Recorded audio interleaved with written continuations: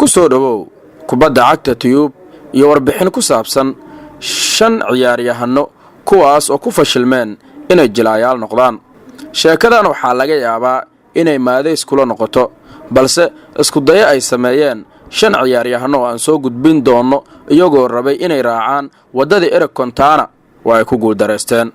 waxaa ugu horeeya David Beckham ayaa ka mid ahaa 5 ciyaaryahano oo isku dayay in xirfadiisu u wareejiyo dhanka jilida filimada. inkastoo uu filim ka soo muuqday, haddana David Beckham ayaa ku guuldareystay filimka magaciisa ahaa Trager kadib inuu sii wado. Wayne Rooney, ciyaaryahanka Manchester United, ayaa mararka qaar jecel musaaracada.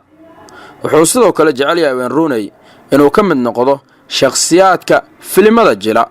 halyeegii hore ee kooxda kubadda cagta Manchester United hadda Mareykanka ku sugan ayaa ka soo muuqday isna filim kaas oo personal ama special appearance ku lahaa.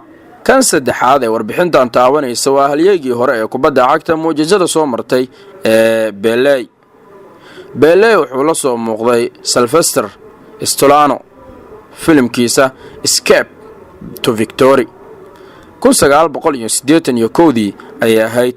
haddana sidii oo ay tahay Pele ayaa ku guuldareystay kadib filimkaas inuu sii wado. ciyaaryahanka afraad ee warbixintan taabanaysa waa Zinedine Zidane, macallinkii hore ee kooxda kubadda cagta Real Madrid ayaa mar ku dhawaaday inuu jilaa noqdo Zizou. xirfadaas way cunto muweysay, wuxuuna u arkay inay tahay shaqo aad u dhib badan. kan shanaad waa Michael Owen, ciyaaryahankii hore ee kooxaha Manchester, Liverpool, Real Madrid.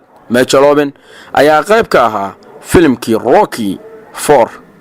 filimkan oo Adrian sidoo kale ka soo muuqday ayaa mar walba waxa uu sheegay inuu ahaa shakhsi jeclaa inuu ka qayb galo ama uu ka soo muuqdo filimada. waad ku maasan tahay daawashada warbixintan. fadlan haddii aad ku cusub tahay channelka kubadda cagta tiyuub, subscribe saar, like dheh, share garay muuqaalkan oo la wadaag asxaabtaada. mahadsan.